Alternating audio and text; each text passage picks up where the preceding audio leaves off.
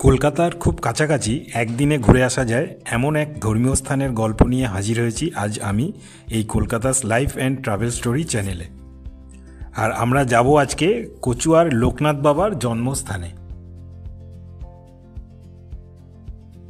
পথে পড়েছিল আমার এক প্রিয় মিষ্টির দোকান, আর সেই মিষ্টির দোকানেই আমরা হালকা ব্রেকফাস্ট করলাম। আর মিষ্টি যেহেতু বরাবরের আমার খুব পছন্দের, তাই একটু মিষ্টিও খেয়ে নিলাম। মিষ্টি খেয়ে এরপর আমরা রওনা দিলাম বাবা লোকনাথ বাবার জন্মস্থানের উদ্দেশ্যে। আমরা গিয়েছিলাম মোটর সাইকেলে কল্যাণী এক্সপ্রেসওয়ে হয়ে ব্যারাকপুর বারাসাত রোড ধরে হালাবরতলা থেকে ডান দিকে মোড় ঘুরে, তারপর বারাসাত রেল ব্রিজ ক্রস করে বারাসাত চাপাডালি মোড় থেকে আমরা টাকি রোড ধরেছিলাম। টাকি রোড ধরে আমরা সোজা যাব স্বরূপনগর মোড়। বেড়াচাপার পরে যে স্বরূপনগর মোড় আছে, স্বরূপনগর মোড় থেকে আমরা রাইট টার্ন নেব ভিতরের রাস্তায়। সেখান থেকে মিনিট 5 গাড়ি চালালে আমরা পৌঁছে যাব বাবা লোকনাথ বাবার জন্মস্থান কচুয়া। আপনারা কলকাতার যে প্রান্ত থেকেই আসেন, বারাসাত চাপাডালি মোড়ে আসবেন। চাপাডালি মোড় থেকে রাইট টার্ন নেবেন, নিয়ে সোজা টাকি রোড ধরে বেড়াচাপা ক্রস করে স্বরূপনগর, মোটামুটি 1.5 ঘন্টা মতো টাইম নেবে। নিয়ে স্বরূপনগর থেকে রাইট টার্ন নেবেন, নিলেই কচুয়া গ্রাম। বারাসাত থেকে যদি আমি কিলোমিটার ধরি তাহলে মোটামুটি 32 থেকে 35 কিলোমিটার হবে ওয়ান সাইডেড। এছাড়াও ট্রেনে করেও যাওয়া যায়, লোকাল ট্রেনে। হাসনাবাদ লোকালে শিয়ালদা থেকে উঠে অথবা দমদম থেকে উঠে মোটামুটি 1.5 ঘন্টা জার্নি করার পরে কাঁকড়া মির্জানগর স্টেশনে নেবে। ওখান থেকে অটো কিংবা ভ্যানে করে 10 থেকে 12 মিনিট জার্নি করেও কচুয়া মন্দিরে পৌঁছানো যায়। আর কচুয়া যাওয়ার জন্য ট্রেনে ভাড়া পড়বে 15 টাকা, আর ওখান থেকে অটোয় ভাড়া নেবে 10 টাকা। মোটামুটি পৌঁছে যাবেন আপনি 1.5 ঘন্টা ওদিকে, আর এদিকে 10-12 মিনিট, মানে প্রায় 2 ঘন্টার মধ্যে আপনি পৌঁছে যাবেন। আর আমরা এই স্বরূপনগর মোড়ে চলে এসেছি। এবার এখান থেকে আমরা টাকি রোড ছেড়ে ডান দিকে মোড় নেব, নিয়ে সোজা ঢুকে যাব আমরা কচুয়া গ্রামের দিকে। আর এই যে টাকি রোড দেখছেন, এই টাকি রোড কিন্তু এরপর স্বরূপনগরের পরে সোজা চলে গেছে একদম বসিরহাটের দিকে। এখান থেকে আরও 20-22 কিলোমিটার যেতে হবে, তবে বসিরহাট। ওখান থেকে হাসনাবাদও যাওয়া যায় বাই রোড। আর আমরা এই স্বরূপনগর মোড় থেকে আমরা এবার যাব কচুয়া ধামের দিকে। আমরা পৌঁছে গিয়েছি একদম বাবা লোকনাথ বাবার জন্মস্থান কচুয়া ধাম। এই কচুয়া ধামের মেন এন্ট্রি গেট। এখান থেকে ঢুকেই জাস্ট 2 মিনিট হাঁটলেই মেন মন্দির। আমরা যেদিন এসেছিলাম সেদিন ছিল শনিবার। সাধারণত শনিবার আর রবিবার ভক্তদের ভিড় বেশি হয়ে থাকে। আদার্স উইকডেজে খুব একটা লোকজনের ভিড় এখানে হয় না।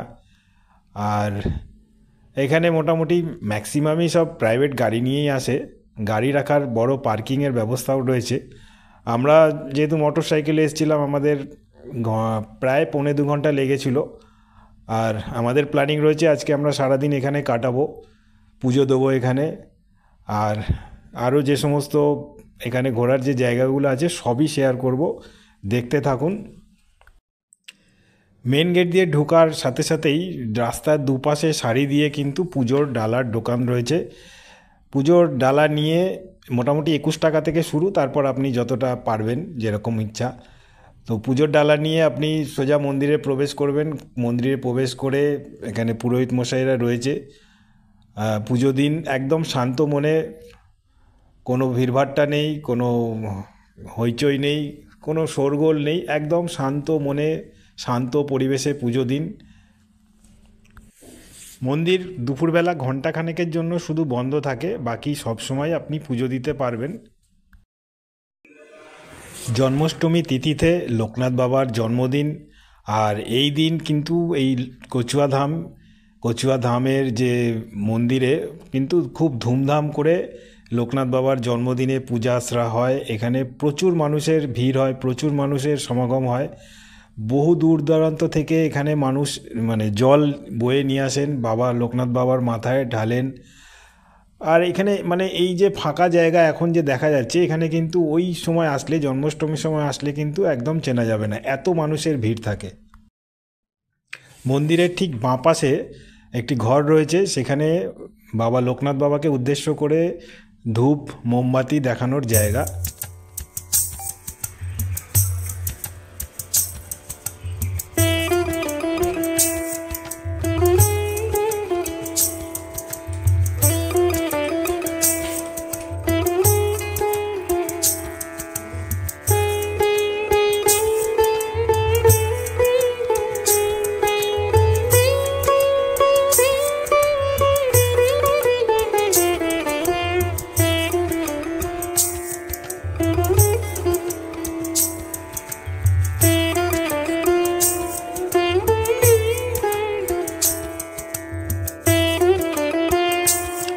আমরা যেহেতু সকাল সকাল এসেছিলাম, তাই একদম ভিড়ভাট্টা এড়িয়ে খুব শান্ত পরিবেশে পুজো দিলাম। পুজো দেওয়া হয়ে গেল। এরপর পুজো দেওয়ার পরে ধূপ মোমবাতি দেখিয়ে আমরা চলে এসেছি ঠিক পাশের আর এক মন্দিরে, যেখানে বাবা লোকনাথ বাবার আরেকটা মূর্তি রয়েছে। তো এইখানেই কিন্তু এই যে জন্মাষ্টমী তিথিতে যে জল ঢালার প্রোগ্রামটা হয়, সেটা কিন্তু এইখানেই হয়। একদম এখন যদিও একদম ফাঁকা রয়েছে, আমরা একদম নিশ্চিন্তে পুরো ফাঁকা পরিবেশে লোকনাথ বাবাকে একদম কাছ থেকে ওনার মাথায় জল ঢেলেছিলাম। এই রকম সুযোগ কিন্তু সচরাচর হয় না, মানে এত ফাঁকা আর এত কাছ থেকে বাবা লোকনাথ বাবাকে পুজো করা কিংবা জল ঢালা এগুলো করতে পেরেছিলাম। মানে এর আগেও আমরা এসেছি অনেকবার, কিন্তু এতটা ফাঁকা কোনো দিন পাইনি। অন্যান্যবার এসেছি তখন অনুষ্ঠানের সময় এসেছিলাম, কিন্তু এবার এসে মানে একদম সত্যি পুরো কাছ থেকে এইভাবে পুজো দেওয়া, এইভাবে মানে জল ঢালার এই যে সুযোগটা পেয়েছিলাম, এটা খুব ভালো লেগেছিল।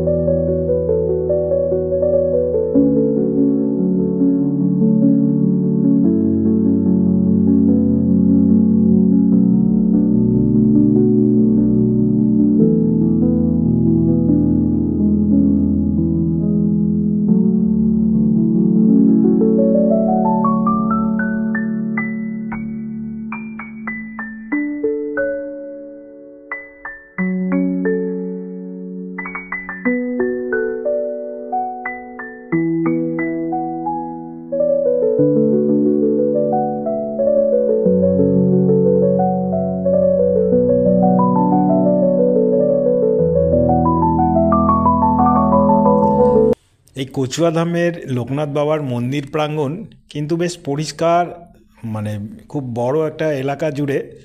আর সবথেকে যেটা ভালো লাগে মানে শান্ত পরিবেশ, এত সুন্দর শান্ত পরিবেশ।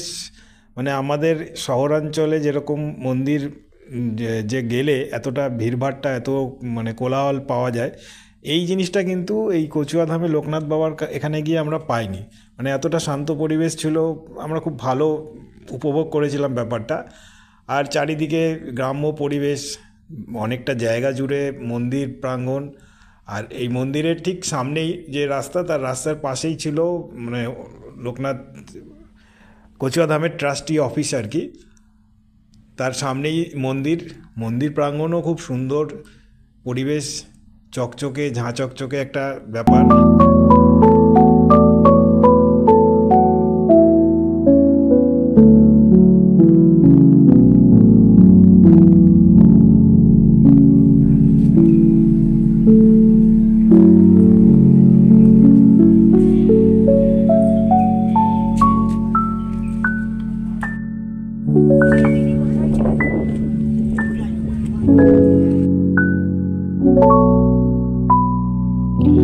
লোকনাথ বাবার এই মন্দিরে কচুয়াধামে ভোগ খাওয়ারও কিন্তু সুবন্দোবস্ত আছে।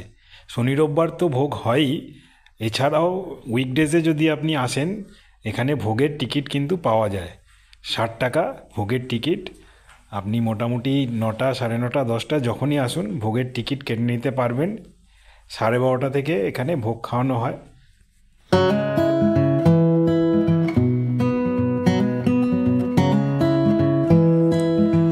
অফিসের পাশ দিয়ে এই রাস্তা বরাবর সোজা গেলে একদম শেষ প্রান্তে পার্কিংয়ের ব্যবস্থা আছে। এখানে পার্কিংয়ের রেটটা বলে রাখি, 2 চাকা 20 টাকা, 3 চাকা 30 টাকা, ছোট 4 চাকা 40 টাকা আর বড় 4 চাকা 50 টাকা। একই রেট, সারাদিন আপনি যতক্ষণ ইচ্ছা রাখুন গাড়ি।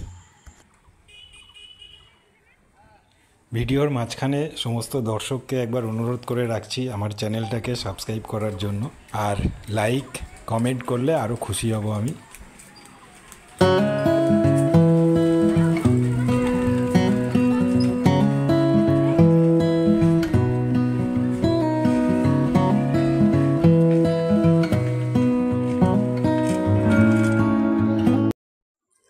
বেলা বাড়ার সাথে সাথে মন্দিরে লোকজনের আসার সংখ্যাও কিন্তু ধীরে ধীরে বাড়ছে।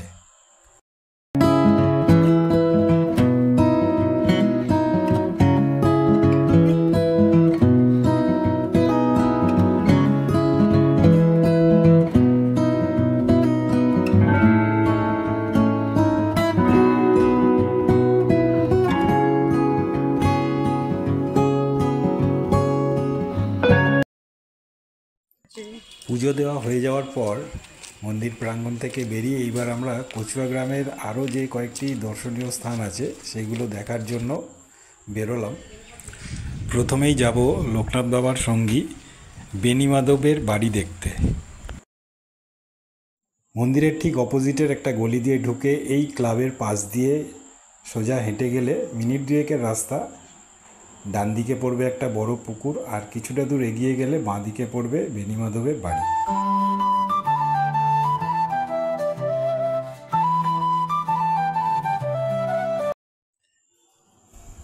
এই হচ্ছে সেই বেণীমাধব বন্দ্যোপাধ্যায়ের জন্মভিটে।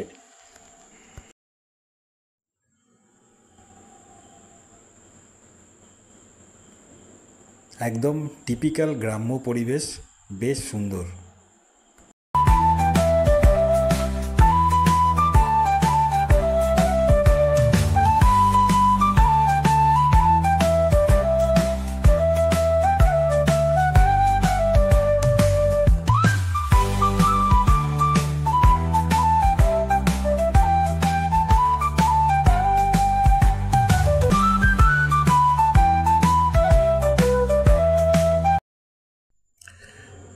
মিনিট 10 হেঁটে অথবা একটা টোটো ভাড়া করে এই কাঁকড়া মির্জানগর স্টেশনের দিকে কিছুটা এগিয়ে গেলে আরও একটা মন্দির দেখতে পাবো আমরা। এটি একটি জাগ্রত কালী মন্দির, কাঁকড়া দ্বাদশ কালী মন্দির। আর আপনি চাইলে কিন্তু এখানেও পুজো দিতে পারবেন।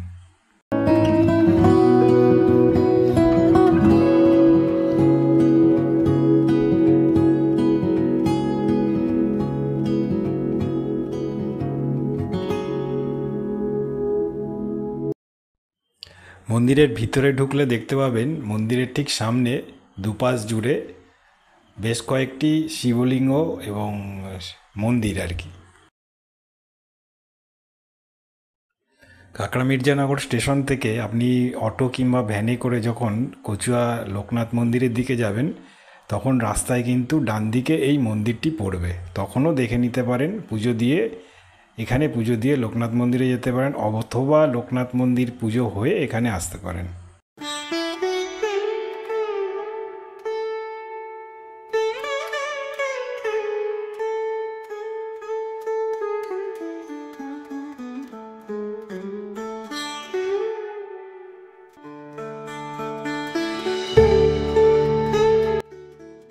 কচুয়ার লোকনাথ মন্দিরে এসে দেখলাম এখানে শুধু কচুয়ার লোকনাথ মন্দির নয়, এখানে আরও অনেক দর্শনীয় স্থান রয়েছে। মন্দির, তারপরে লোকনাথ বাবার যে বন্ধু বেণীমাধব তার বাসস্থান। আর আরও একটা সুন্দর মন্দিরে চলে এসেছি। এটা হচ্ছে কচুয়া লোকনাথ মিশনের ট্রাস্টি রাধাকৃষ্ণ ভবন মঠ। খুব সুন্দর একটা মন্দির দেখলাম। তো কচুয়া মন্দির দেখতে এসে এটাও দেখা যায়। এই সেই সুন্দর শ্রী শ্রী রাধাকৃষ্ণ বৃন্দাবন মঠ কচুয়া ধামের আন্ডারেই পড়ে। কচুয়া লোকনাথ বাবার যে মন্দির, সেই মন্দির থেকে মিনিট দুয়েক পিছনের দিকে হাঁটলেই, কাউকে জিজ্ঞেস করলেই বলে দেবে। অনেকেই জানে না, কিন্তু পিছনে আসলে এরকম একটা সুন্দর মন্দির।